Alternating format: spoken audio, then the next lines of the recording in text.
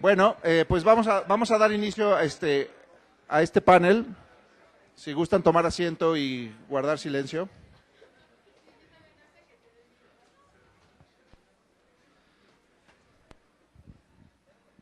Ah, mira, qué obedientes. Buenas tardes. Vamos a empezar el cuarto panel de esta celebración. Este es el panel de egresados del CIDE que trabajan en el sector público. Y bueno, nos da mucho gusto tener el día de hoy a Melissa Guerra, Mayra Melissa Guerra Pulido. Vamos a darle un aplauso.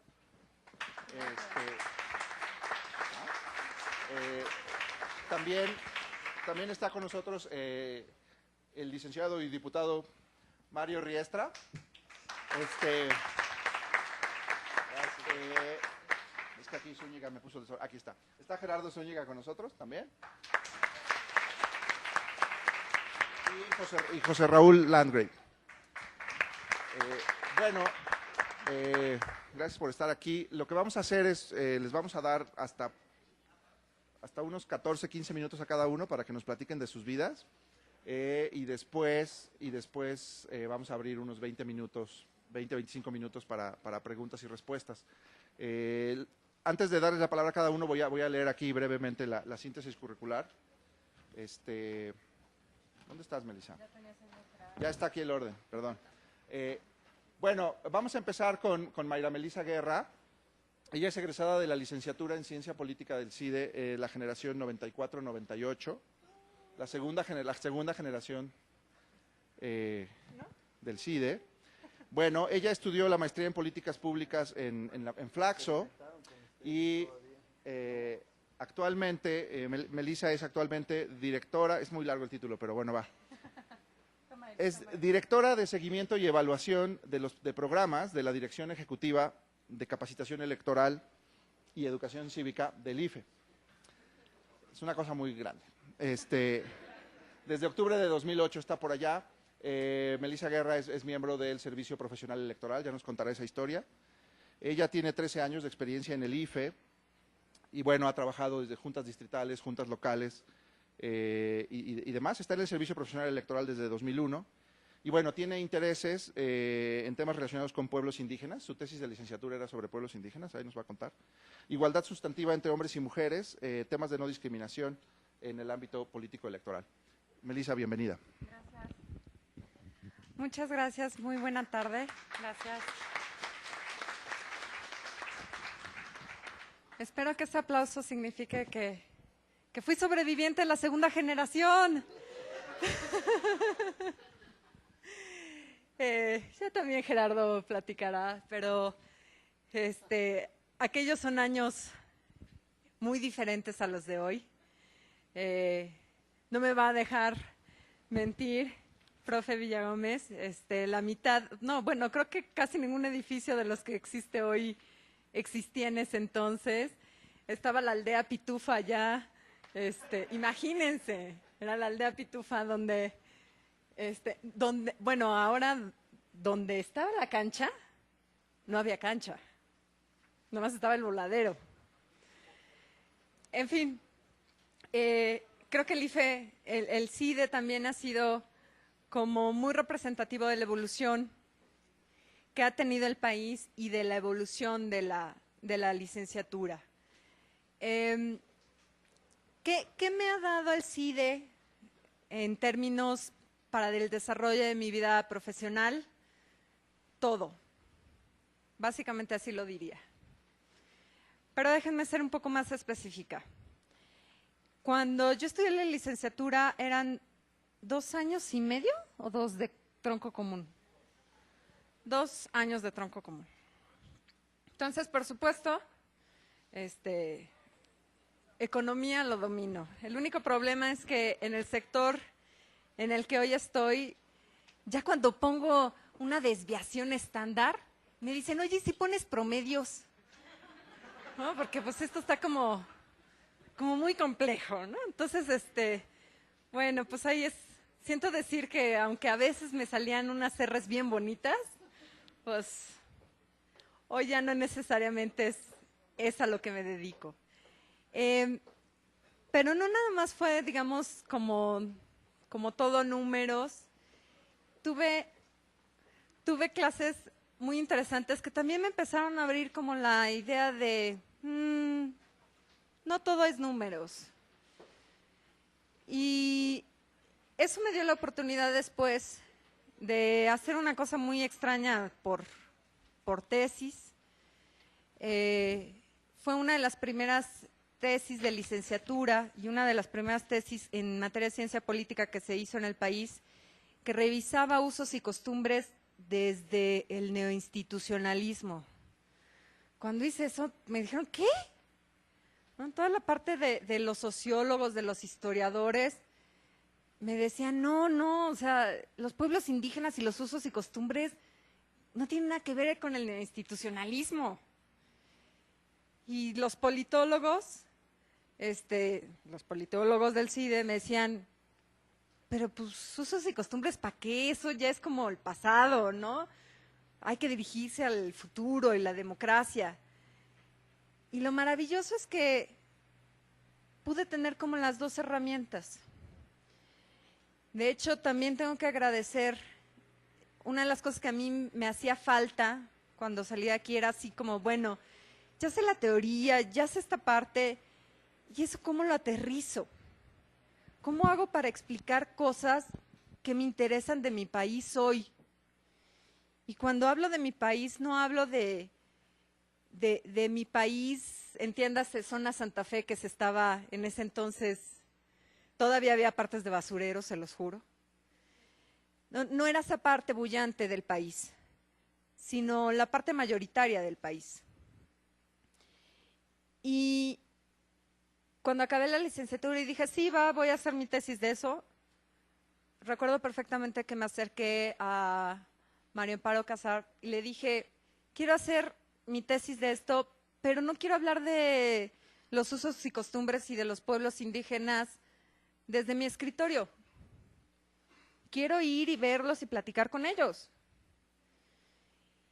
Y me apoyó, me dio 5,000 pesos, que en ese entonces me alcanzó para vivir como 3 meses en Oaxaca y pagar comidas y renta. O sea, imagínense, con 5,000 pesos. Y esa experiencia la verdad es que estuvo padrísima, porque entendía que también las herramientas que me había dado el CIDE me ayudaban a explicar esa otra realidad. Y en realidad había muchas cosas que se ajustaban mejor de lo que uno cree, ¿eh? Unos comportamientos bien interesantes. Y pues bueno, recuerdo también que tuve alguna vez una clase con el profesor Merino. Y un día llegó, todo acelerado como es él, ¿no? Entonces, y nos empezó a dar una clase que todo el mundo decíamos así de, profe, ¿de qué está hablando? Se aventó un choro, que no me diga que dije choro, acerca de el servicio civil de carrera. Y por supuesto todo junto con la explicación de la burocracia y cómo el servicio civil de carrera podía ser una burocracia especializada y los controles y la corrupción y la tecnocracia. Y así de, no, pues, y nos decía, ¿cómo ven? Sí, el problema es que estaba construyendo el servicio profesional electoral en el que caí. Mi historia en el servicio público es básicamente mi historia en el IFE. Hoy por hoy debemos de ser poco más de 14,000 empleados en el IFE, de los cuales 2,300 somos miembros del servicio profesional. Y de esos 2,300 miembros del servicio profesional, solamente el 20% somos mujeres. Por cierto, anuncio, el Consejo General del Instituto Federal acaba de aprobar como medida especial temporal que el próximo concurso del servicio profesional sea solamente para mujeres. Así que si les interesa, inscríbanse y gánenlas. Pero, ¿y qué significa eso del servicio profesional? pues la verdad es que yo sí le compré el rollo al profe Merino.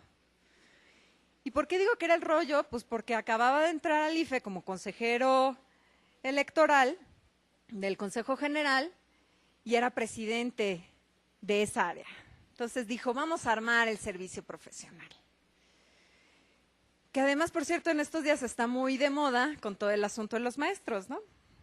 No es un asunto nuevo. Creo que nada más el único asunto nuevo que no es un asunto menor es que el servicio profesional no vino a mover intereses del tamaño que hoy está moviendo las leyes educativas. Pero, curiosamente, mi desarrollo en la función pública es esa, es a través del servicio profesional. Tengo muchos compañeros, amigos del CIDE que han trabajado o trabajan en el IFE, pero la mayoría de ellos son asesores de consejeros, básicamente la mayoría fueron asesores de consejero presidente. Y yo creo que esa es una experiencia muy interesante, pero saber que las ideas que tienes acaban implementándose en 32 juntas locales, en 300 juntas distritales, en toda la población ciudadana de este país, es una responsabilidad y también es un honor. Y yo creo que el CIDE en ese sentido tuvo mucho que ver para que yo pudiera llegar a hacer eso. En 2000, cuando yo entré al IFE, todo el mundo estaba esperando el cambio democrático, la alternancia, y se dio, y la viví ahí. Y en 2006 vino la elección técnicamente más perfecta que el IFE ha hecho y la más cuestionada políticamente. Y ahí es donde uno empieza a decir, híjole, tengo que traducir esta complejidad técnica a un asunto de español de la calle y de todas las demás lenguas indígenas. Y eso no es cosa sencilla, pero me parece que sí es una responsabilidad que tenemos. Es una responsabilidad que tenemos aquellos que pudimos tener acceso a estos niveles de educación tan tecnificado para poder decirle a las personas de a pie cómo esas decisiones pueden llevar a cambios en su vida.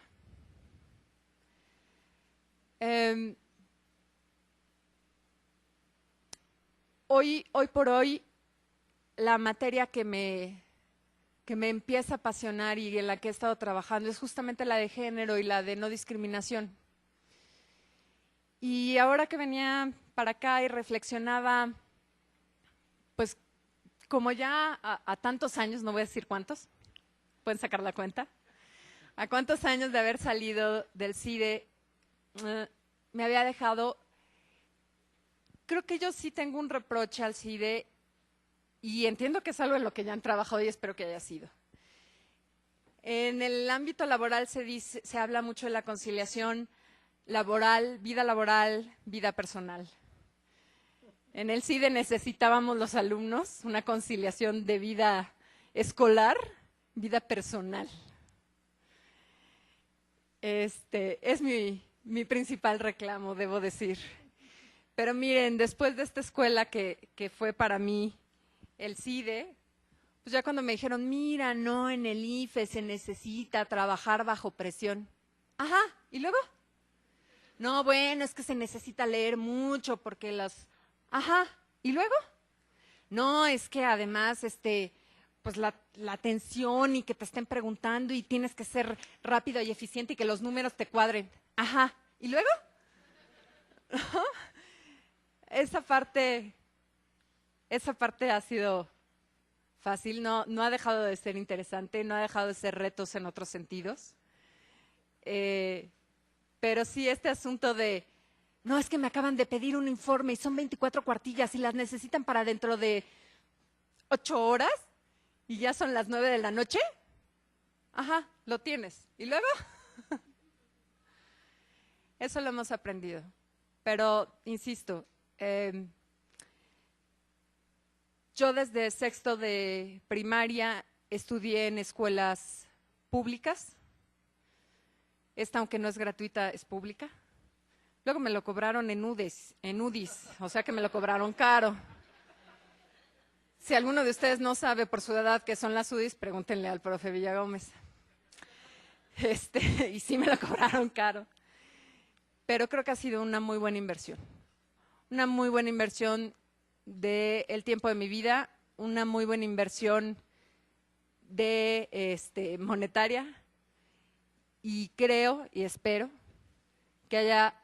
que se esté reflejando ahora, después de 20 años de iniciar las licenciaturas, una buena inversión de este país en las jóvenes y los jóvenes con talento. Muchas gracias.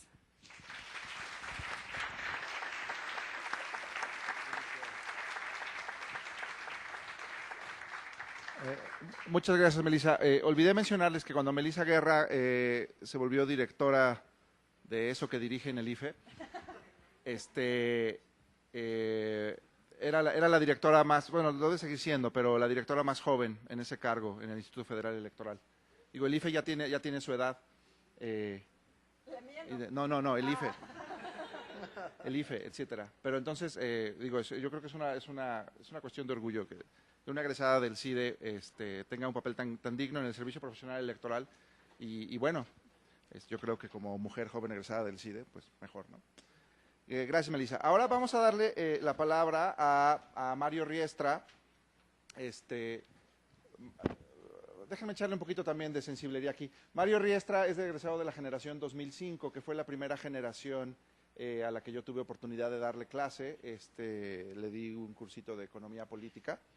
Y por eso me da mucho gusto que esté por acá ahora. También es de Puebla, yo soy poblano y eso también es muy importante. Y bueno, Mario Riestra es egresado de la licenciatura en Ciencia Política de la generación 2001-2005. Actualmente es presidente de la Junta de Gobierno y coordinador de la fracción parlamentaria del PAN en el Congreso del Estado de Puebla. Y bueno, previamente, ya me hice bolas, pero bueno, entre sus cargos están, ser diputado local por el Distrito 6 en Puebla, capital, ¿verdad? Ha sido coordinador del Grupo Legislativo de Acción Nacional, presidente de la Comisión Inspectora. También fue asesor, antes de eso fue asesor del director general del Instituto Nacional del Derecho de Autor. También trabajó en la Subsecretaría de Relaciones Exteriores. Fue subdirector de planeación en la CONADE. Creo que fuiste a un mundial de... No me acuerdo, al de Alemania. Sí, ¿verdad? En fin. Mario también estudió la maestría en Economía y Gobierno en la Universidad de Anáhuac. Y bueno, ha publicado en diarios nacionales como El Universal, en la revista Voz y Voto. Es columnista del periódico Cambio de Puebla. Y bueno, su cargo actual en el Congreso ya lo conocemos. También me sé la historia de la tesis de Mario Riestra, pero ahí nos platicará un poquito. Porque tuvo la tesis de licenciatura de Mario Riestra tuvo implicaciones en mi agenda de investigación. Mario, bienvenido. Gracias. Para mí es un enorme gusto, de verdad, poder acompañarlos. Muchas gracias por la invitación. Tenía también, no tantos edificios, pero sí un par de edificios de que no me daba una vuelta por aquí. Ahorita que venía yo tratando de sortear las marchas y los plantones de la CENTE desde Puebla, me puse yo a pensar en algunas cosas que ya tenía arrumbadas en los cajones de la memoria. Y la verdad es que yo creo que es una ironía estar aquí sentado porque, por supuesto que me da mucho gusto y es un orgullo que me inviten como pues un egresado del CIDE que está participando en política, pero como les comentaba a algunos de ustedes hace unos minutos, en el proceso de selección o de ingreso al CIDE, creo que todavía mantienen la necesidad de pasar por una serie de entrevistas, los ensayos y los exámenes. En la parte de la entrevista, me acuerdo muy bien, ya no recuerdo con exactitud quiénes me entrevistaron, pero estaba Trejo, que está en Chicago, creo que todavía por allá. Y recuerdo que me preguntaron, bueno, ¿y tú qué quieres hacer en la vida? ¿O a qué te quieres dedicar? ¿O cómo te ves en 10 años? La misma pregunta me imagino que les habrán hecho a ustedes, fraseada de diferentes maneras. Y yo les dije, bueno, yo quiero entrar a la política. Y me acuerdo que me dijeron los profesores, pues yo creo que te deberías de ir al ITAM. Ese fue mi primer encontronazo con el CID. Y por eso creo que es una ironía. Por supuesto que yo les respondí que si teníamos en ese entonces un presidente como Fox que había llegado desde la Coca-Cola, pues también era posible llegar a ser político desde el CID. Así es que creo que hay esperanza. Y qué bueno, porque creo que también es un nicho en el cual ustedes seguramente seguirán explotando y darán mucho de sí mismo. Y es posible, ¿no? Es posible triunfar ahí también. Me da mucho gusto verlos aquí, ver que esté lleno el auditorio. Y seguramente algunos se lo estarán preguntando ahorita, algunos ya se lo habrán preguntado en el pasado, pero si se lo siguen preguntando, estar en el CIDE es la decisión correcta, es la decisión adecuada. Yo mismo pasé por esa pregunta muchos meses. Yo vivía en Puebla, tenía coche allá, tenía novia allá, llegué al DF, no tenía coche, andaba en metro, no veía la luz del día, me la pasaba estudiando en el departamento. Y por supuesto que después de un año yo decía, bueno, ¿qué carambas hago aquí y no estudiando en la UDLA de Puebla y pasándomela a todo dar? Iba yo a ver a mis amigos en algunos fines de semana y me decían que había antros desde el martes llenos. Y yo aquí pasaba temporadas muy largas sin poder salir siquiera a echarme unos quiebres. Entonces, vale la pena. Y como decía Melissa, estar en el CIDE es una inversión.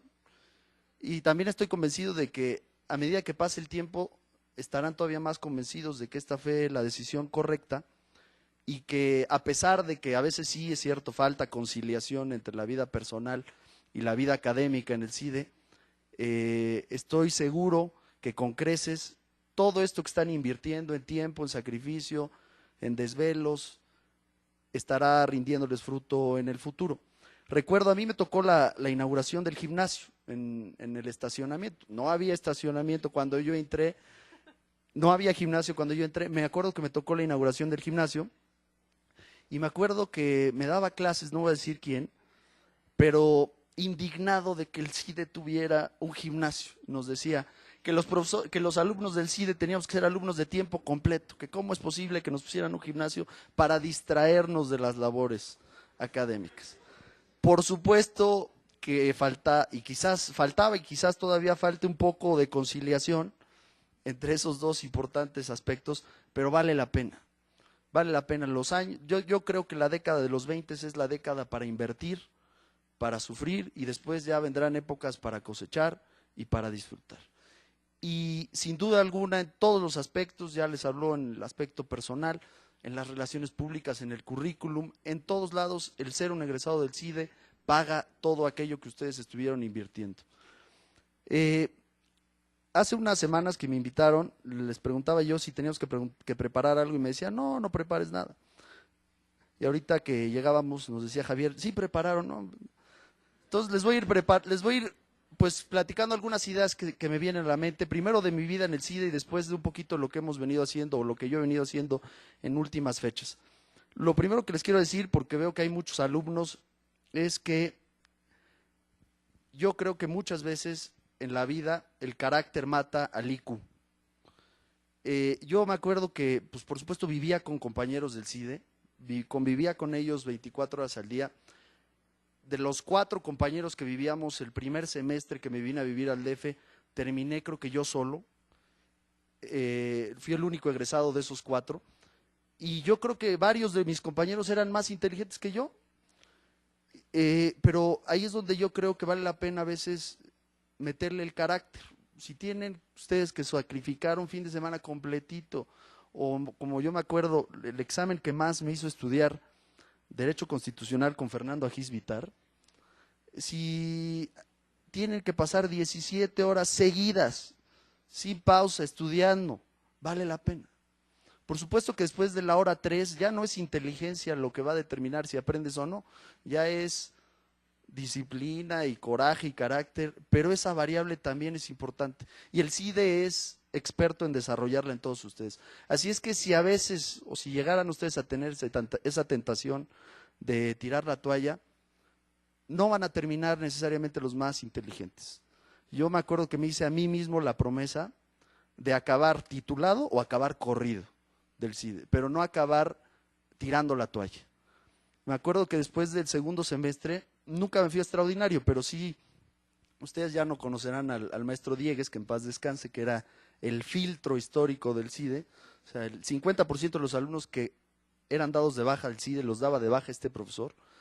Me acuerdo que no me mandó extraordinario, pero me mandó a la primera amenaza de extraordinario, ¿no? Nos daba como una oportunidad previa. En mi época, no podías tronar ningún extraordinario. No sé si todavía siga eso siendo aquí. En nuestra época no había extraordinario. A ellos les tocó en la época de la experimentación. Fueron los conejillos de Indias. Con nosotros todavía apretaron un poquito las tuercas. Pero sí me acuerdo que, pues que en ese momento preciso yo tomé la decisión de que o salía titulado o salía yo corrido. Pero no me iba yo a quedar a medias tintas, ¿no? Y creo que vale la pena, en ese sentido, saber pues que el carácter a veces mata el IQ y que si vale la pena quedarse un fin de semana sin salir, después estará rindiendo frutos. Después, en 2009, 2010 me tocó tomar una decisión muy difícil. Ya estaba yo, por supuesto, titulado. Yo salí en 2005 y me titulé 4 o 5 meses después, en 2006. Javier me confunde con mi hermano, que también fue su alumno. La tesis a la que se refería es de mi hermano. Pero,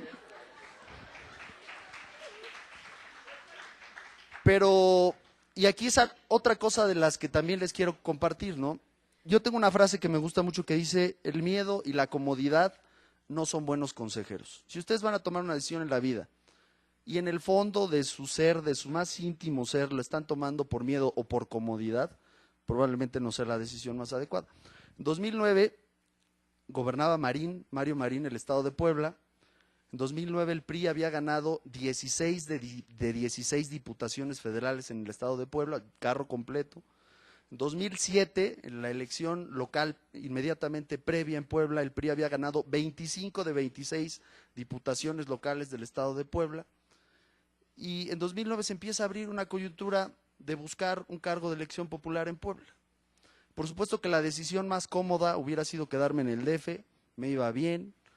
Ya ganaba yo como nivel de director de área en el INDAUTOR, en el Instituto Nacional del Derecho de Autor.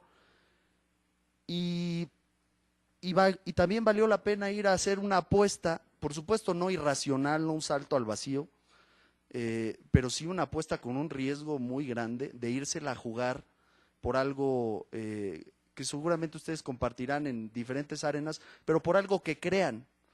Yo me acuerdo, y alguna vez escuché una entrevista de Ernesto Zedillo, que recordaba cómo se fue a estudiar a Estados Unidos su doctorado y decía que la decisión de haberse ido a estudiar el doctorado a Estados Unidos había sido el acto de imprudencia más grande de su vida, porque se fue sin saber, sin tener unas bases sólidas en materia de matemáticas y sin hablar inglés.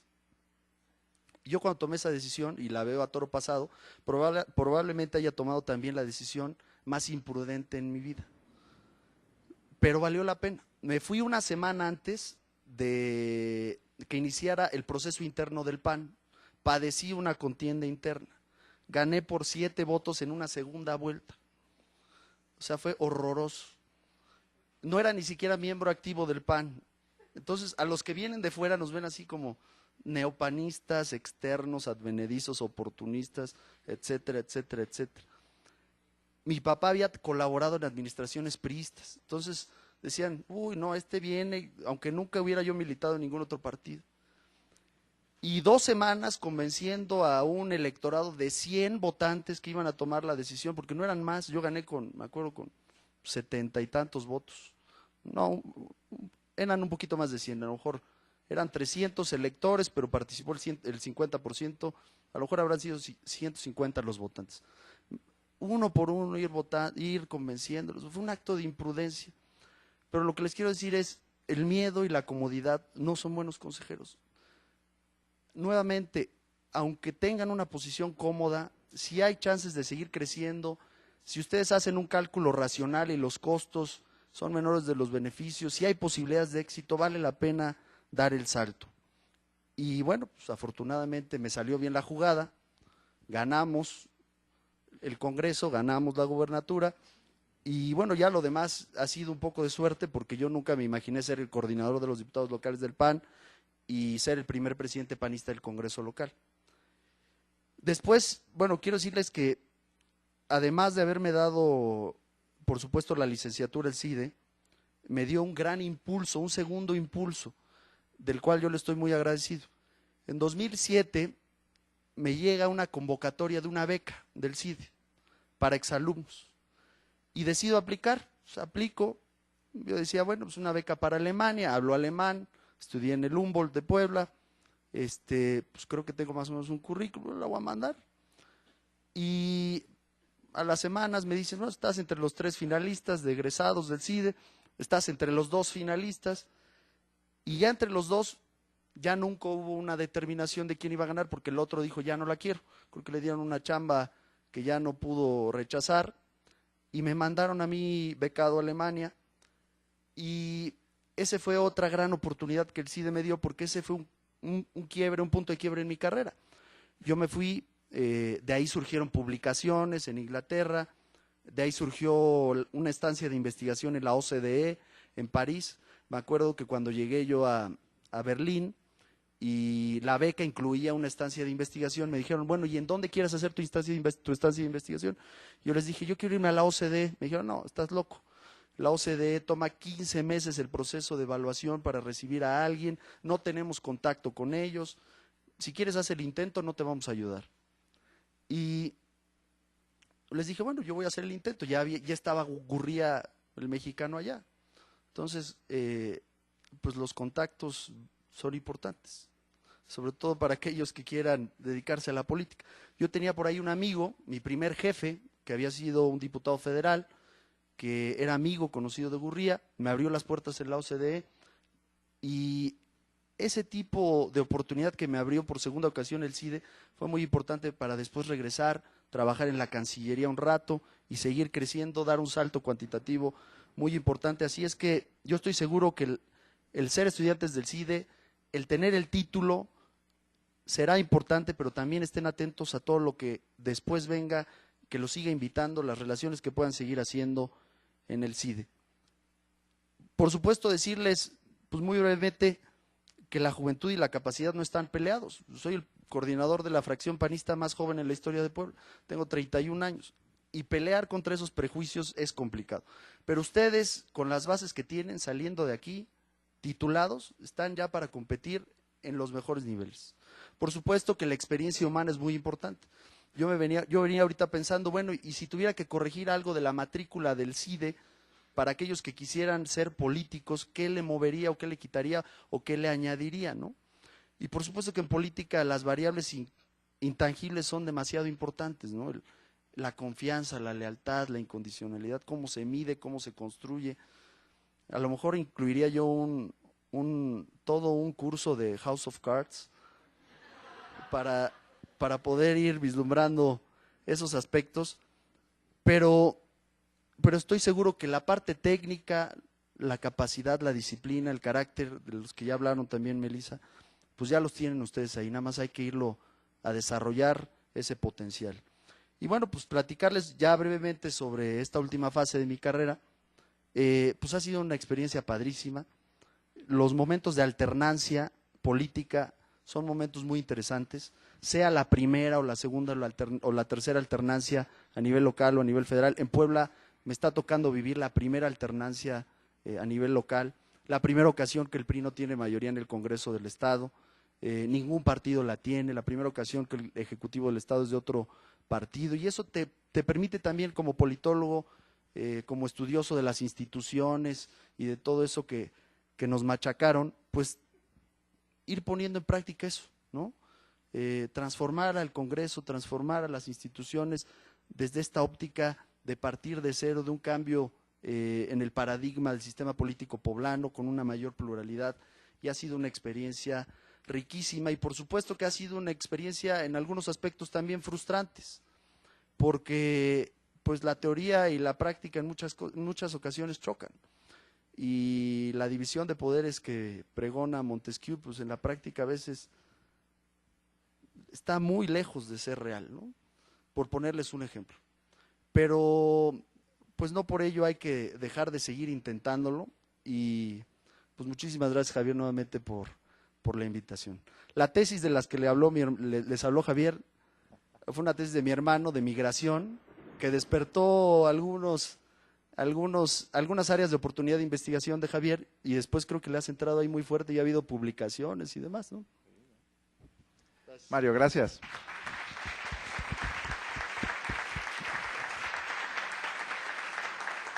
Gracias, Mario.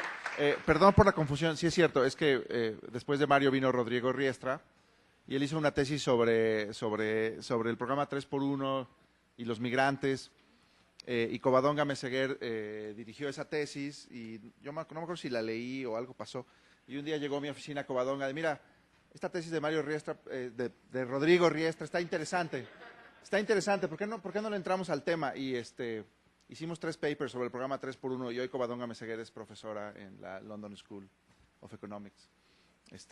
Explotó mejor los papers que yo ella, pero no le hace. Yo soy director.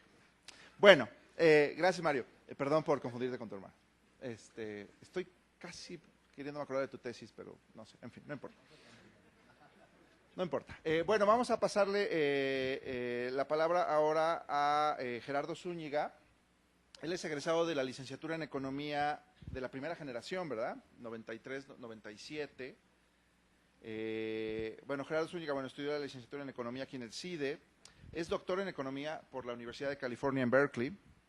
Y bueno, desde su graduación ha trabajado en diferentes instituciones nacionales e internacionales. Ha sido profesor en la Universidad Panamericana, aquí mismo en el CIDE, en el TEC de Monterrey, Campus Ciudad de México. Cuando regresó del doctorado en Berkeley, él ingresó al Banco de México en el 2005 como investigador económico, como subgerente de Asuntos Monetarios Internacionales y gerente de Asuntos Económicos Internacionales. En el 2007 y 2008, Gerardo obtuvo el tercer y segundo lugar del Premio de Investigación sobre Pensiones de la CONSAR, que es algo de lo que el profesor Villagómez les debe hablar en clases. Y en fin, desde enero de este año, desde enero de 2013, Gerardo representa a México en el directorio ejecutivo del Fondo Monetario Internacional como asesor principal. Y le agradecemos mucho que haya tomado el avión para vernos el día de hoy. Gerardo, bienvenido.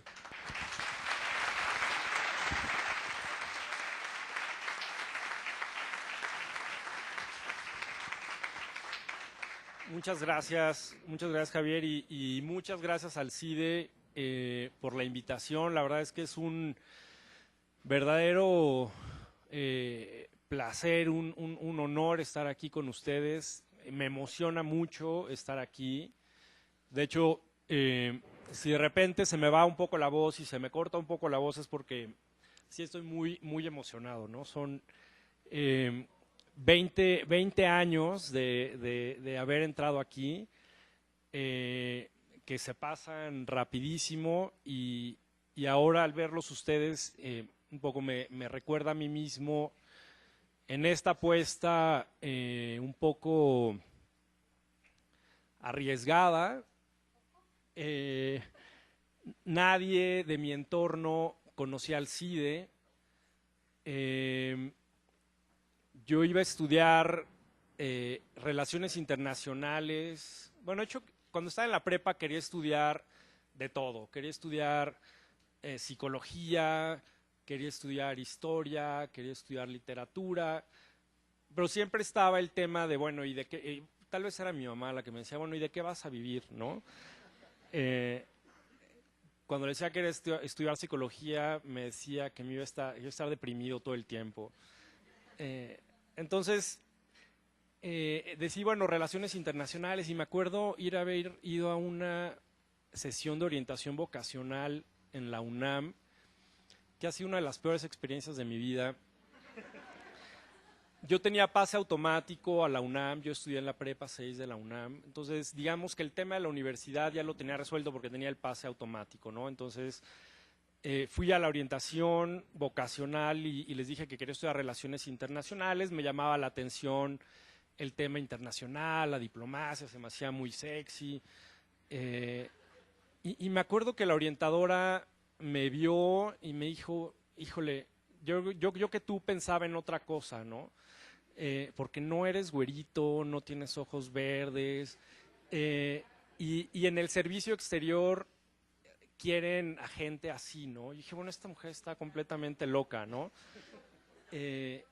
Evidentemente no le hice caso, decidí estudiar Relaciones Internacionales, me inscribí a la licenciatura en Economía en la UNAM, entonces iba a estudiar las dos carreras en la UNAM. Y en ese entonces tenía un profesor en la Prepa 6 que está aquí presente, José Antonio Mosurrutia, que está allá atrás, que es uno, sí, se merece un aplauso, la verdad.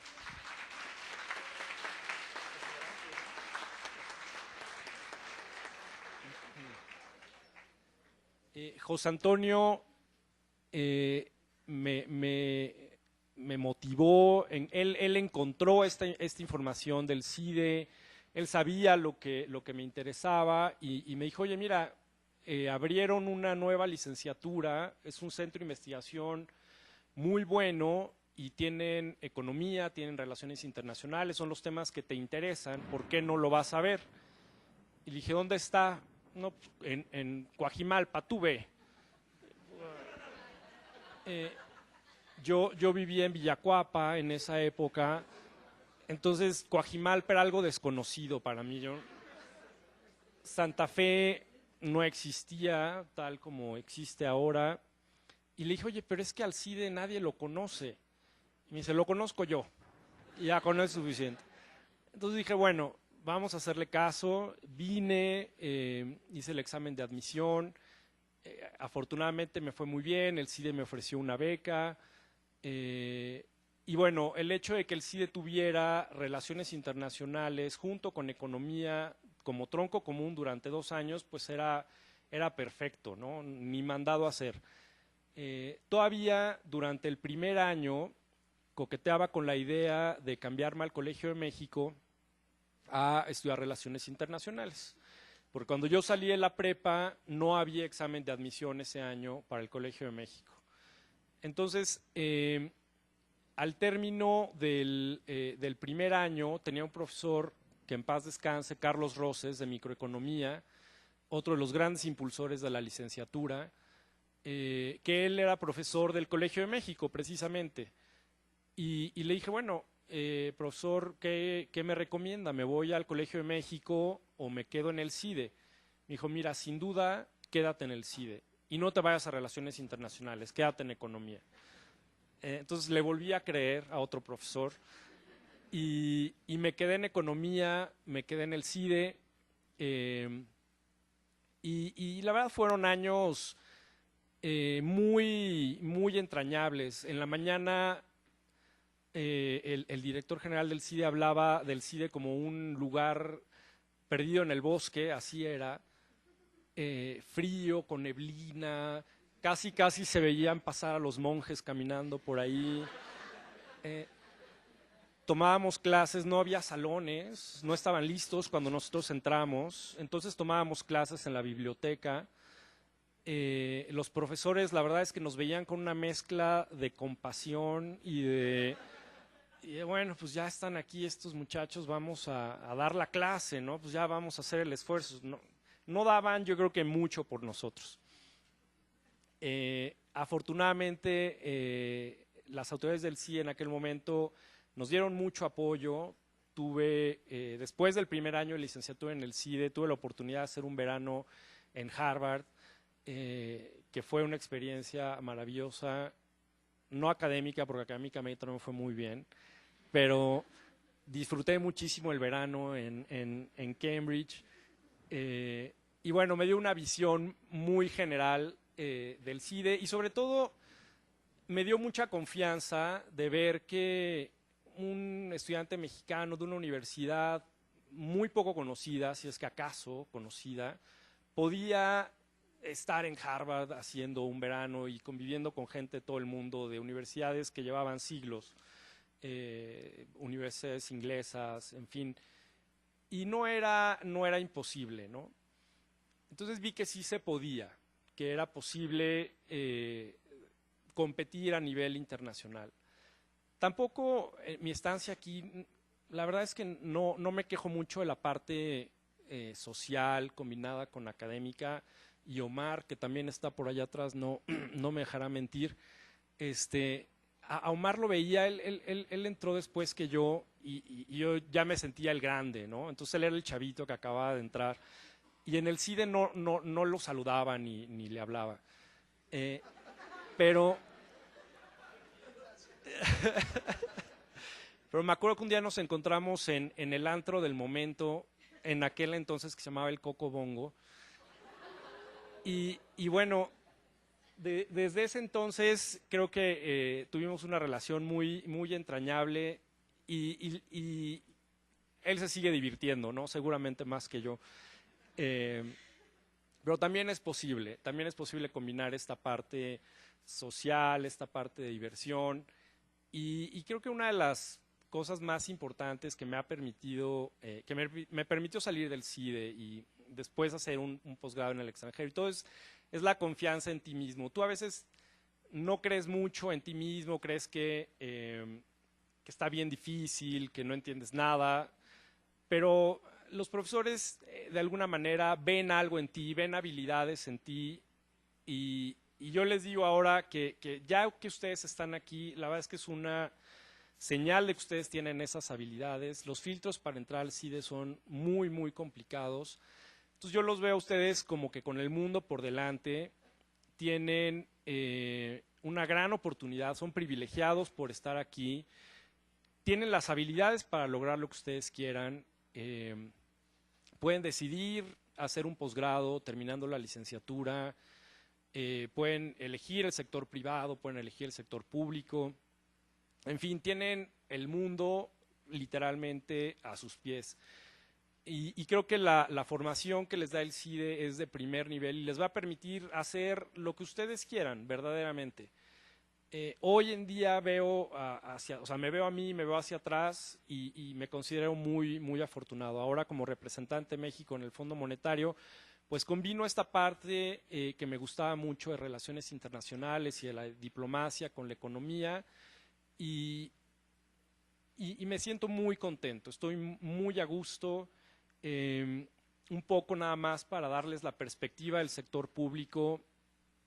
Yo tenía, y creo que hasta la fecha, un compromiso fuerte con México y creo que la manera en que yo pensé que podía contribuir al país, un poco a retribuir las oportunidades que México me ha dado ha sido a través del servicio público. Yo también soy, desde la secundaria, prepa, aquí al CIDE, incluso el doctorado lo estudié en una universidad pública.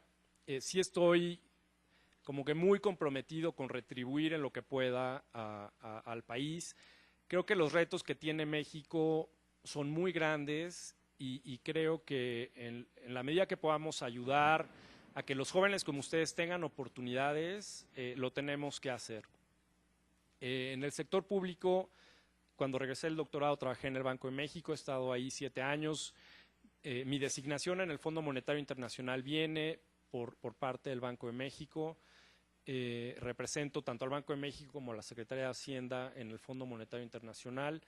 Y de alguna manera pues busco defender los intereses de México y mantener la presencia de México en estos organismos. El sector público creo que da mucha satisfacción. Creo que el Banco de México en particular es una muy buena institución. En lo personal he tratado de contratar egresados del CIDE. Yo sí soy súper parcial y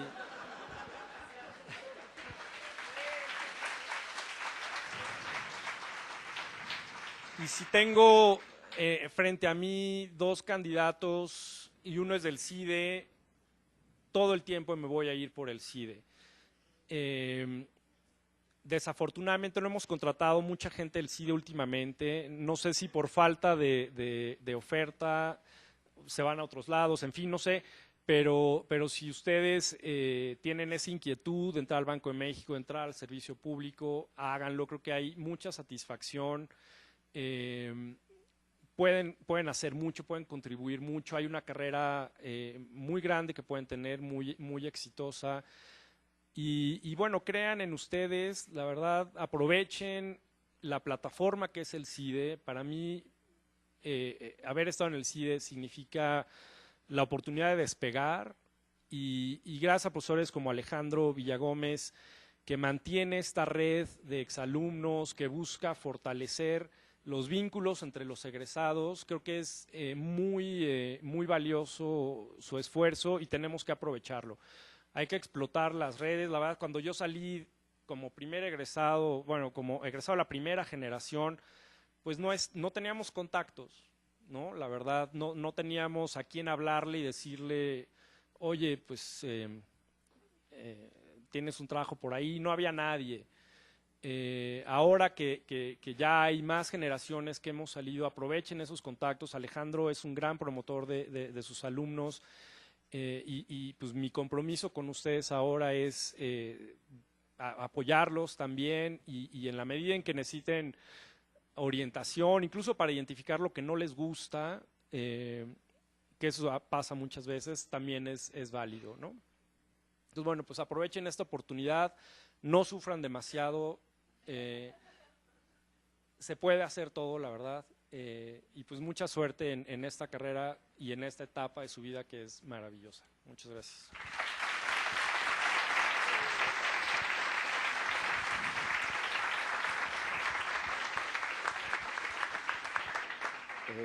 Muchas gracias, Gerardo. Híjole, Gerardo hizo algo que yo normalmente no me pasa porque los economistas no nos conmueve nada, pero lo que dijo Gerardo sí me conmovió. Y lo que pasa es que en el 97 yo también vine al CIDE a buscar a Fausto Hernández para que me ayudara con mi tesis de licenciatura. Y me ayudó en algún, no me acuerdo si fue en la sala de profesores. ¿Hay alumnos de Fausto Hernández por aquí? Sí, debería haber, ¿verdad? Bueno, Es que Fausto Hernández fue mi profesor en la UDLA, que fue cuando salió del doctorado, primero llegó a la UDLA, después Villagómez se lo trajo al CIDE. Y entonces yo tuve que venir a ver a Fausto al CIDE. O sea, uno poblano que no sabe usar el metro y eso, tenía que venir al CIDE a ver a Fausto para que me dirigiera la tesis y bueno, ahora somos colegas. Pero esa historia de lagrimitas se las cuento otro día. Muchas gracias, Gerardo. Bueno, vamos con nuestro último panelista, que es José Raúl Landgrave Fuentes.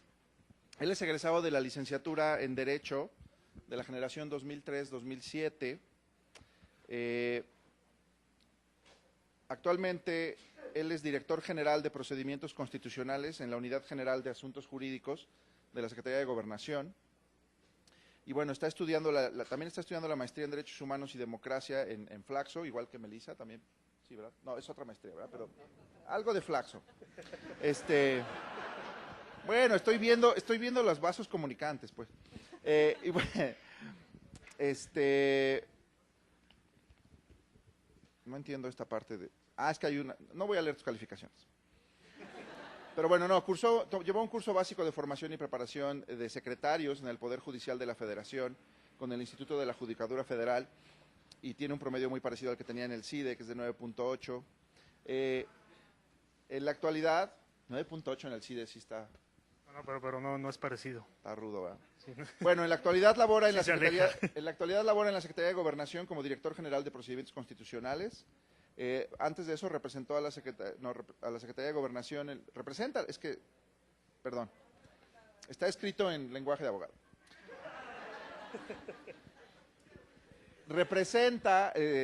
José Raúl representa a la Secretaría de Gobernación en los procedimientos constitucionales en los que sea parte, así como en aquellos en los que el presidente de la República así lo determine, esto desde de mayo a la fecha.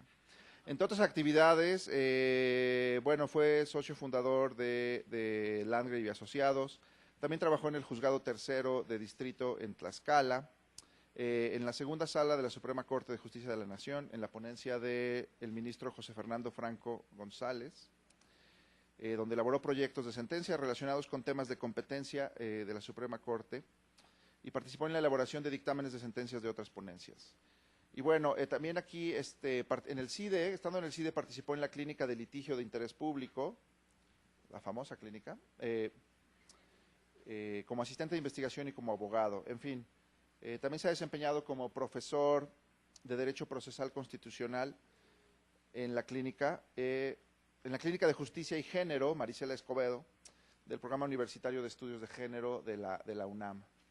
Durante su vida estudiantil en el CIDE, participó en el concurso del Philip Jessup International Law Moot Court Competition. Y bueno, su equipo finalizó la competencia nacional en segundo lugar y fue clasificado como el tercer mejor orador. Bienvenido. Gracias.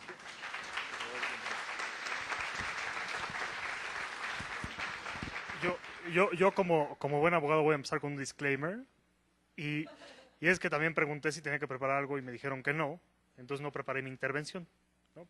Entonces va a ser lo que se me vaya ocurriendo y a partir de lo que pensé mientras los compañeros intervenían. En segundo lugar voy a también contar una anécdota porque yo también tiendo a ser muy parcial a la hora de contratar y trato de contratar gente del CIDE, ¿no? Pero a veces pasa que ustedes, compañeros, nos ayudan, ¿no? Por ejemplo, el otro día llegó un compañero que era excelente candidato. Le dije, pues ya estás dentro, ¿no? Pues nada más tienes que traer tus papeles, entre ellos tu cartilla del servicio militar. ¿Cómo? Pues sí, tu cartilla, ¿no? Si hiciste el servicio militar, como estás obligado. ¿A poco es necesario? Lo lamento que sí, camarada. Entonces tuvimos que contratar a otra persona.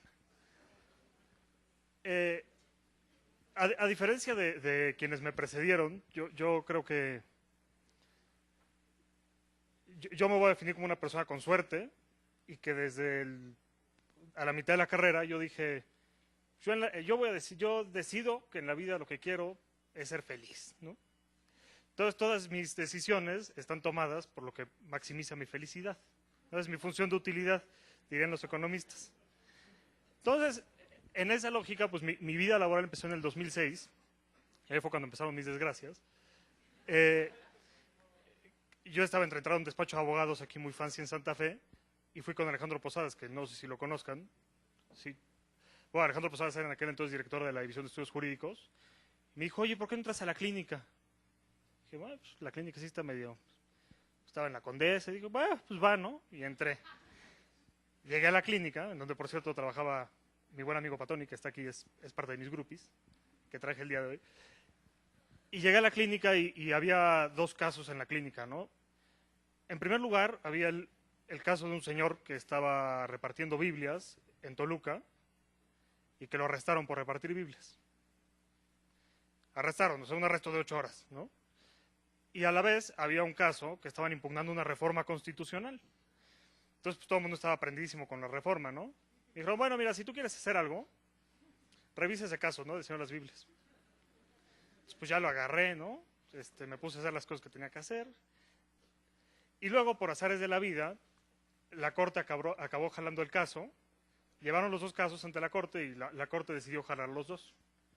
No digo que ahí empiezan mis desgracias porque yo hice el recurso de apelación, que después fue a la Corte, pero en ese yo renuncié porque me fui a intercambio académico. Y mi desgracia fue que cuando yo había renunciado, ganamos el caso en la Corte. No, pero pues yo ya no estaba, pero la verdad es que fue una sentencia tan bonita que dije, caramba, yo me quiero dedicar a hacer puro derecho constitucional, pase lo que pase. Entonces, bueno, esa fue mi primera decisión enfocada en mi función de maximizar mi felicidad.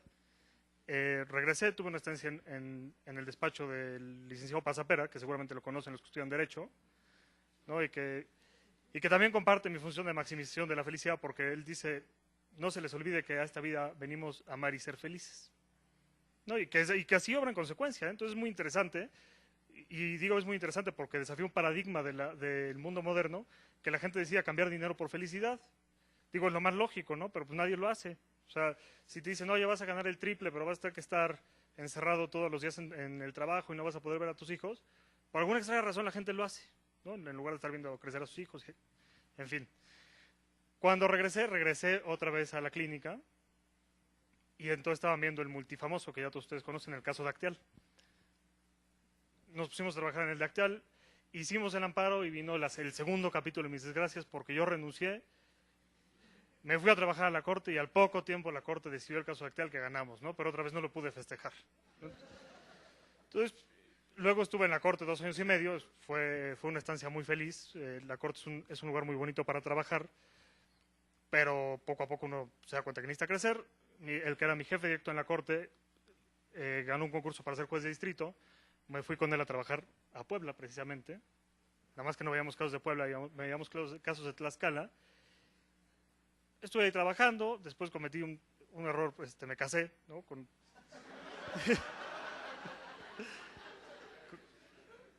Un error y un acierto, ¿no? La verdad es que sí, mi esposa no vino, por cierto, ¿no?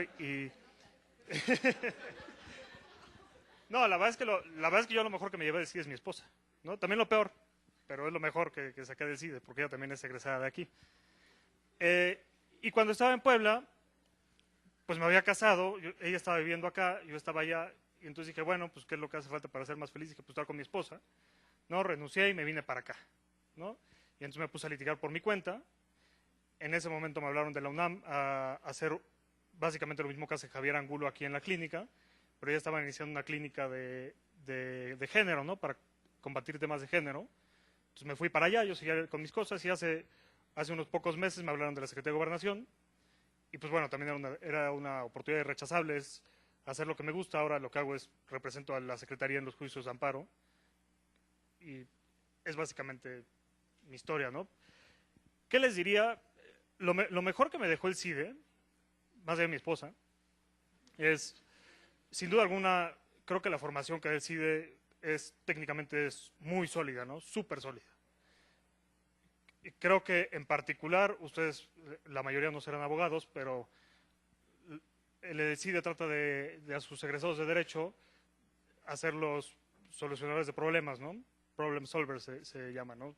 Tú ves una bronca y la tratas de solucionar, ¿no? La formación de los abogados en México ha sido exactamente al revés, ¿no? O sea, ha sido, tú ves un lugar donde no hay problema y lo tratas de crear, ¿no? Para que te paguen. Entonces, pero es en serio. Entonces yo creo que esa es una habilidad que es muy apreciada en el mercado laboral, ¿no? Creo que lo menos óptimo que me dejó el CIDE, creo que es altamente atribuible a nosotros los alumnos y es la incapacidad que hemos tenido, y me incluyo a todos, para generar una fuerte red de vinculación entre exalumnos que cada vez nos haga más fuertes, ¿no? Creo que el mérito de otras universidades es esa capacidad para poderse unir entre ellos, irse echando la mano entre todos, y creo que aquí más bien, pues cada quien va buscando donde puede, y bueno, creo que eso sería algo óptimo para mejorar. Francamente, yo creo que mi historia no es triste, ¿no? La verdad, yo no estudié tanto como debía, lo cual después me arrepentí, les recomiendo que estudien, pero la pasé muy bien, y eso yo les recomiendo que hagan. O sea, mi recomendación desde este lado es, traten de pasarla bien en la vida, o sea, pásenla bien en el CIDE. Si ahora no estudian, después se van a acabar arrepintiendo de no haber estudiado, ¿no? Entonces, estudien en la medida de lo posible, tampoco estudien 17 horas seguidas. Por lo menos, creo que los de Derecho no es tan necesario, aunque no sé si ahora ya es más exigente, no sé, sí es igual que, sigue estando más tranquilo, ¿no? Porque sí, economía yo sé que es muy violento. ¿No? La verdad es que en mis tiempos, a diferencia de lo que dice Melissa, en mis tiempos la gente tomaba muchísimo. O sea, la gente, sí, siempre había tiempo para tomar y siempre había fiestas y yo no sé dónde salía el dinero, pero siempre, bueno, eran borracheras muy baratas, ¿no? Porque era con aguas locas, que hacían unas aguas de horchata con mezcalito. Afortunadamente ya no hacemos eso, pero yo si les pudiera decir algo desde mi experiencia es, ¿qué deben hacer? Es, hagan su función de maximización de beneficios en función, valga la redundancia, de su felicidad. No, la verdad es que al final los puestos no sirven para nada, el salario no sirve para nada. Al final, como bien lo dice el dicho, lo bailado ni Dios lo quita, ¿no? Entonces, pásenla bien, diviértanse en lo que hacen trabajando. Yo 2 veces he tenido que ganar menos para hacer lo que me gusta y la verdad son las decisiones, no solamente no me arrepiento, son las decisiones que más atesoro en mi cajón de los recuerdos. Entonces, pues es lo que yo les recomiendo y muchas gracias por su atención.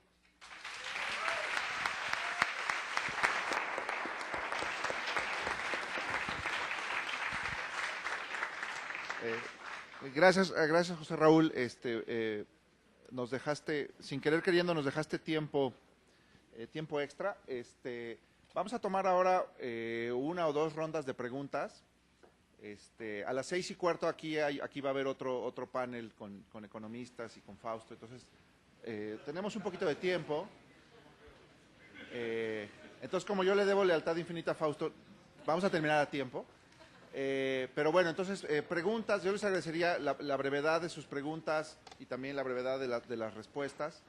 Si levantan la mano y les vamos pasando. A ver, Cristina. Bueno, yo solo les quiero preguntar qué habilidades consideran que el CIDE no les dio y ustedes después tuvieron que ir adquiriendo para desarrollarse en el sector público. Gracias. Vamos a tomar 3, 4 y contestan a como quieran, ¿no?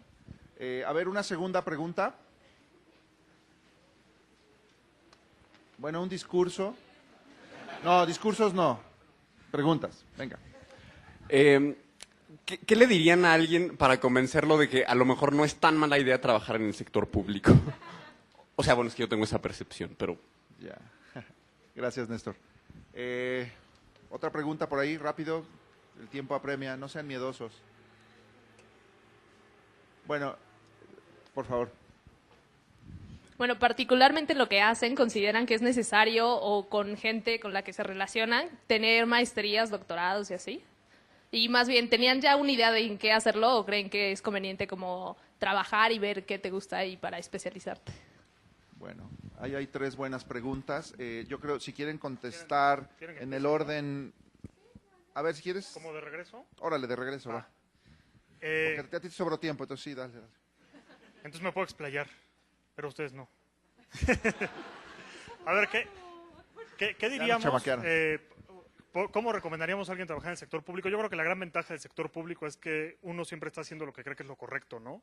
Y a diferencia de otros lugares, eso no es posible. Por ejemplo, si ustedes están en el sector privado lo que busca es ganar dinero, ¿no? Pues sí, es fácil, no está mal, ¿no? Pero es su prioridad. En el sector público lo que buscas es un beneficio para la población, o por lo menos lo que debes buscar, ¿no? Y eso siempre te va a llevar a hacer lo que crees que es correcto, a menos que no esté en ti la decisión y la haya tomado otra persona, y entonces tú la ejecutas, ¿no? Porque esa es una parte también importante del servicio público, la subordinación a la persona que es tu superior, ¿no? Porque a fin de cuentas, si él es electo democráticamente, ¿no? Se entiende que él tiene el apoyo de la ciudadanía para tomar ciertas acciones.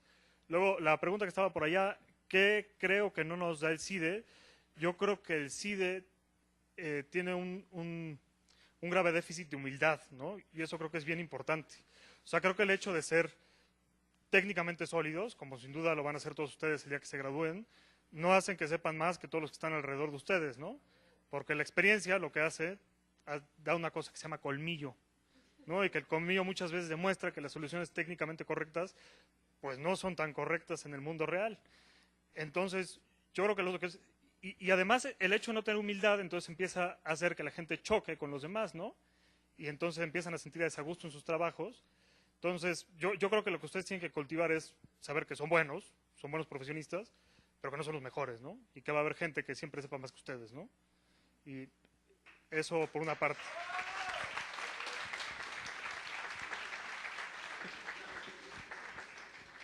Y sobre las maestrías y doctorados, es una buena pregunta. Creo que precisamente maestrías y doctorados se puede sustituir con experiencia. Por ejemplo, mi ex jefe en la corte, pues tenía una maestría de más o menos, pero era yo creo que el mejor abogado no, exageré, pero de los mejores abogados que he conocido en mi vida, ¿no? Entonces, y él no lo requería eso. Por otra parte, veo a gente que hace maestrías y que probablemente no tengan un nivel técnico tan adecuado, ¿no? Entonces yo creo que la formación técnica que da el CIDE fácilmente está a la altura de la formación que podrán dar otras universidades a nivel maestría. Entonces yo les diría, esfuércense en el trabajo y eso también es una formación súper sólida, incluso superior a un posgrado, ¿no? Aunque nunca hay que echarlo en saco roto, siempre es importante. Bueno, coincido plenamente contigo con el tema de la humildad. Creo que en el CIDE, sobre todo me acuerdo en la primera generación nos decían que nosotros estábamos listos para irnos de la licenciatura al doctorado. Y de hecho veíamos un poco menos a los de la maestría del CIDE, que decían, bueno, ellos ya estudiaron la licenciatura, ahorita están haciendo la maestría, pero nosotros vamos a salir igual o mejor que ellos, ¿no?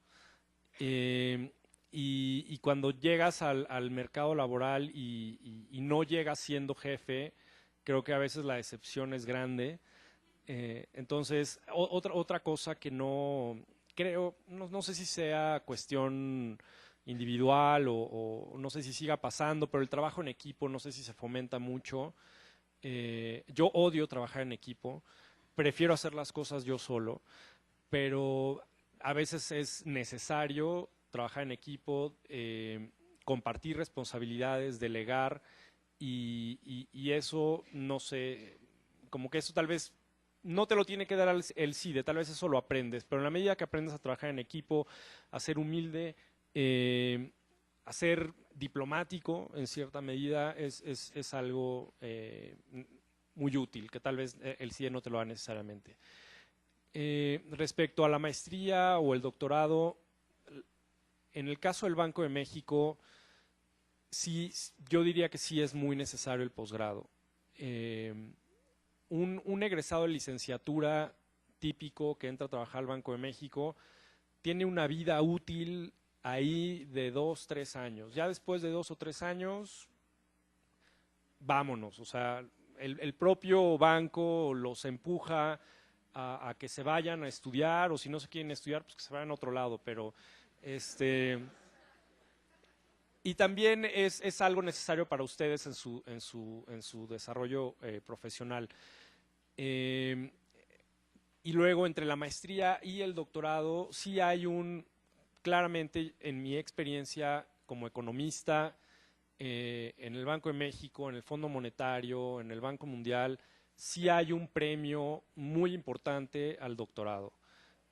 Tal vez sea irracional, tal vez sea algo que los mismos doctores promovemos, no lo sé, pero sí hay diferencia entre, eso no significa que seas mejor o peor, pero yo creo que sí hay un premio al doctorado. Es como una forma de resistencia. Y en los paneles de hace rato, cuando hablaban del sector, en el sector académico, yo tenía muy claro que quería estudiar un doctorado saliendo del CIDE y también tenía muy claro que no iba a ser académico. Me encanta dar clases, lo he hecho desde que estaba en el CIDE, en la licenciatura, di clases en la UP, en fin, aquí, y me encanta dar clases, pero no tengo esta disciplina para ser académico, sentarme a escribir papers. Entonces yo tenía muy claro que no iba a hacer eso, pero sabía que el doctorado me iba a abrir muchas puertas y la verdad es que así ha sido. El primer trabajo que tuve entrando al Banco de México tenía como un asistente mío a un muchacho buenísimo que había salido de la maestría en economía en Inglaterra y que ya llevaba además 3 años de experiencia laboral en el Banco de México, pero pues, simplemente por la diferencia en grado había distinción. Yo tenía oficina cerrada, él no, en fin. Entonces, no sé. Otra cosa que yo sí, ya con esto concluyo, el doctorado no es para todos. A mí me costó muchísimo trabajo, la verdad. No me arrepiento, pero sé que el doctorado no es para todos. Y si lo deciden hacer, échenle todas las ganas del mundo. Si no lo deciden hacer, tampoco es el fin del mundo. Omar lo decía hace rato. No pasa nada si no haces un doctorado. Tienes toda la razón. La experiencia puede ser un sustituto. Pero también tiene su parte bonita, ¿no?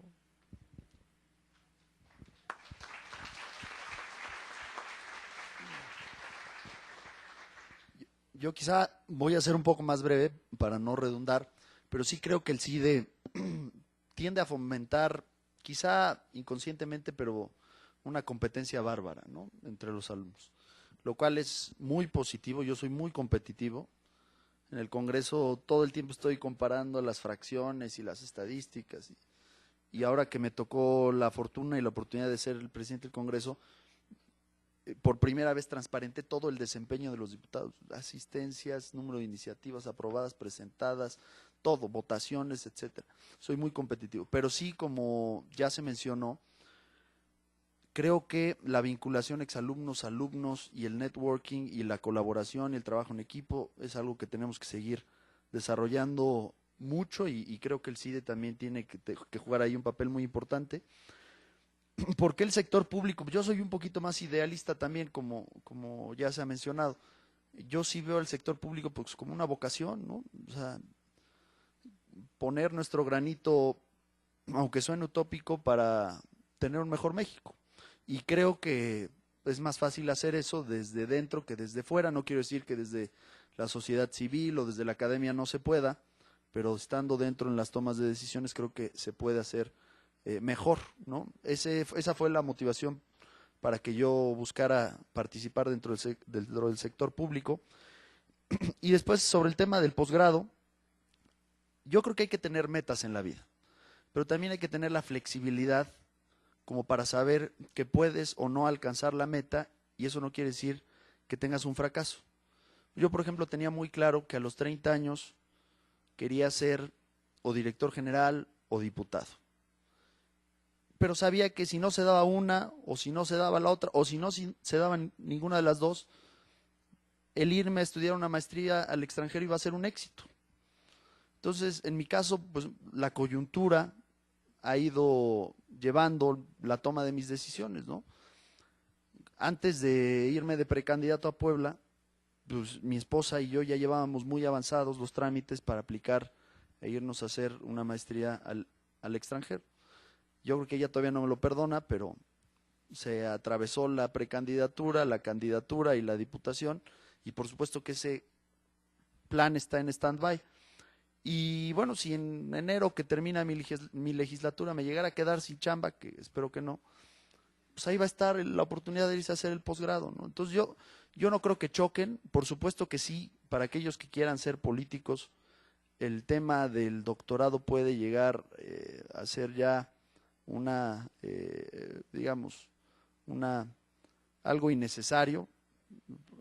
Creo que con la maestría pudiera ser más que suficiente, porque por supuesto que digamos que la rentabilidad de los servidores públicos destinados a la política pues está en función de otras variables, ¿no?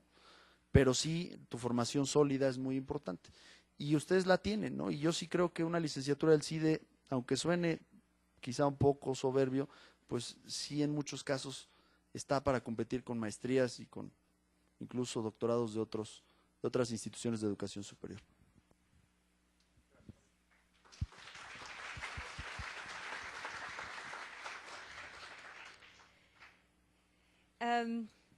Yo resumiría qué habilidades no me proporcionó a mí el CIDE, y por lo que veo puede ser un buen resumen en 2 palabras: inteligencia emocional.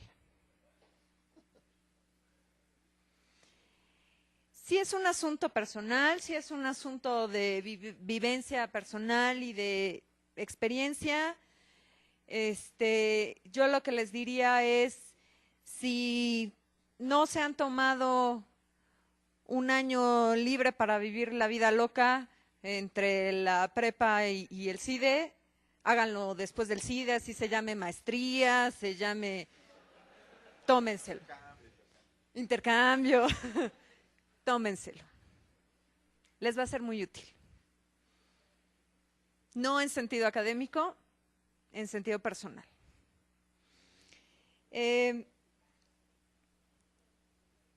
Y bueno, eso además tiene mucho que ver justamente con la incapacidad que hemos hecho para hacer estas redes, ¿no? Para trabajar en equipo, para, en fin, qué bueno que ya lo vamos detectando, vamos viendo si hacemos, qué medidas tomamos al respecto. ¿Por qué sector público? Es buena pregunta. Más allá de las prestaciones, de muchas condiciones que tienes en términos de estabilidad en muchos de los casos, por lo menos servicio civil de carrera sí te da mucha estabilidad. Me decía Javier Aparicio que quería que ahora en su puesto de director iba a exigir pues vehículo, celular, iPad. Por supuesto se burlaba de mí. Le dije, también pide SSI. Me dijo, ¿qué es eso? Seguro de separación individualizado. Bueno, eso ya no le pareció tan buena idea, a menos de que se lo aplicaran a él, pero más allá de esos factores, yo coincido en la vocación.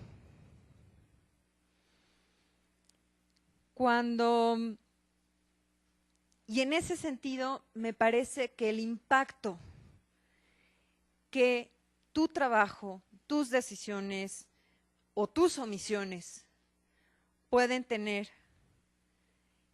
en la vida de personas, ese es la razón por la cual yo decidí trabajar en sector público. Esa, no otra. Si no les es suficiente, no se dediquen a esto, francamente, no a sector público. Pero, y ya lo contaremos en otra ocasión, pero yo les contaba que yo entré en 2000 cuando estaba toda una efervescencia del electoral y el país estaba volcado en lo electoral. Es maravilloso ver cómo funcionan estas cosas por dentro, o cómo dejan de funcionar, o las cosas que justamente la experiencia, no la parte técnica y teórica, la experiencia que hay que tener para que estas cosas funcionen. Y lento, a lo mejor, pero se mueve. Y eso para mí sigue siendo mi razón de trabajar en sector público. La maestría o no, no lo sé, en sector público hay veces en que no es tan necesario. A mí lo que me pasó es que básicamente mi generación, muchos se fueron a estudiar inmediatamente al extranjero después de que salimos, algunos estuvieron trabajando un par de años, después salieron. Cuando regresaron los primeros compañeros que se habían ido a estudiar el doctorado, entonces 5 años después, más la tesis y talala, ellos regresaban y no podían pedir un crédito de vehículo, porque no tenían experiencia crediticia, no tenían ¿no? Llegaban, por supuesto eran doctores, ¿no? Entonces exigir un cargo acá. ¿Y experiencia? Entonces, creo que es algo que sí deben de sopesar y pensar a qué se quieren dedicar. Yo en mi primer año de labor aprendí a sacar copias, contestar teléfonos, en mi cara, engargolar, y además con el engargolado de plástico, sí, de gusano. Y sí había veces que me pasaba por la cabeza, ¿no? Yo tanto que le dediqué de cerebro en el CIDE para estar aquí enmicando y engargolando. Pero la verdad es que la ventaja que yo tuve todos esos años es que a mí no me cuentan cómo se hacen muchas cosas. Yo sé cómo se hacen, porque las hice. Y hoy que estoy pues en un puesto en el que ya no enmico y ya no engargolo, toda esa experiencia te da un feeling para saber cómo sí se deben de hacer las cosas y qué cosas sí van a funcionar y qué cosas no van a funcionar. Entonces es una experiencia que ustedes deben de ir evaluando. Por supuesto que aquí seguramente en el CIDE les van a decir, no, tienen que salir a estudiar y ya, y si no, ¿no? Se les está yendo el avión y además pues, con eso de que CONACYT no da becas para después de 35 años, pues ya se están quedando viejos, entonces. Sí es una opción. No es la única. Sí es una opción. Ay, eso está acá.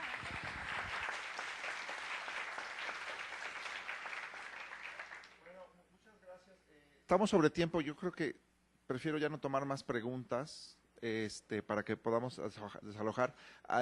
Déjenme decir algo rápido nada más para tratar de cerrar, porque este panel sí me conmovió mucho, me conmovió la presentación de Gerardo, la de todos.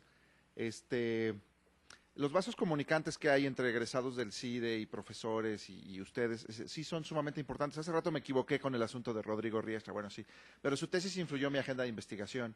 Después, hace 2 años, Melissa me invitó a un café o yo le invité a un café, no sé bien cómo fue, y ella me convenció de que me apuntara en el IFE para ser consejero local en el 2012. Y yo entré a ese asunto pensando que pues yo ya sabía de elecciones, ¿no? Y que le iba a enseñar al IFE a organizar elecciones. Y la verdad es que yo aprendí mucho y fue porque Melissa como que me retó sí, a ver, bájate del cubículo de Santa Fe y ponte a contar votos, ¿no? Al final yo no conté votos, pero a algunos de por acá les tocó contar votos, por allá están, todo fue culpa de Melissa. En fin, yo solamente quisiera añadir para cerrar esta mesa, hubo preguntas importantes el asunto. Yo no sé qué es lo que no les da el CIDE, porque no sé, a mí tampoco me prepararon en inteligencia emocional en la universidad. Creo que es cosa de la vida y las exnovias y las exesposas hacen eso, pero este tema del posgrado, yo lo diría así rápidamente, yo creo que el doctorado sirve, si quieres, para ser académico, no sirve tanto para otras cosas, digo, no tiene valor negativo, pero no sirve tanto para otras cosas, sobre todo el doctorado sirve para ser académico. Ahora, ¿cuándo decides ser académico o no? No sé, yo lo decidí en el 5º semestre por culpa de Fausto también, pero tampoco sabía bien a qué era el asunto. Ahora, lo de las maestrías me parece que en el mercado laboral sí es cada vez más importante. Yo llevo 10 años en el CIDE, conozco casi a la mitad de las generaciones de ciencia política, y yo les puedo decir que 4 o 5 años después de que salen del CIDE, la gran mayoría hacen algún tipo de maestría, ¿no? La gran mayoría. Y casi siempre el mecanismo es, sales del CIDE, trabajas en algún lugar 2 o 3 años, descubres que tu jefe es bastante incompetente y que la única forma de quitarle la chamba es irte por una maestría en lo que lo corren y regresas y consigues su chamba. Es más o menos la lógica de lo que hay que hacer, pero como dicen en las películas, cada quien tiene que ir encontrando su camino, ¿no? Entonces esa es mi invitación como académico del CIDE a hacerlo. Sobre la vinculación, no quisiera yo dejar de enfatizar lo importante que es la vinculación. Si tuviéramos más tiempo yo les contaría la historia de la lagrimita, pero sí, Fausto fue mi profesor en la UDLA en el primer semestre, yo fui su asistente de investigación, me dirigió la tesis en el CIDE, después me escribió una carta para conseguir una beca de doctorado en Estados Unidos, y después cuando andaba yo buscando chamba, me dijo, mira, pues aquí en economía no hay chamba, pero habla con los politólogos, y me presentó a Benito Nasif, y hoy llevo 10 años en el CIDE dando clases, ¿no? Entonces, son esas pequeñas cositas, ¿no? que yo lo que diría es, en el carril académico, bueno, sí hay una cosa parecida a esto que se siente sabroso del sector público, que es y a lo mejor afectar vidas de algún modo. En mi caso, académicos del CIDE afectaron mi vida en varios momentos determinantes, y pues sí se siente bien y pues son parte de los estímulos que uno tiene para echarle ganas cuando hace lo que hace. Yo veo al CIDE como parte del sector público, yo creo que la opción academia en el sector público y sector público son parecidas. Y pues no sé, a mí me da mucho gusto verlos aquí, yo quisiera hablarles más, pero no, esta no es mi ocasión, es ocasión de ustedes. Gracias por su presencia. Vamos a darle un aplauso a nuestros panelistas.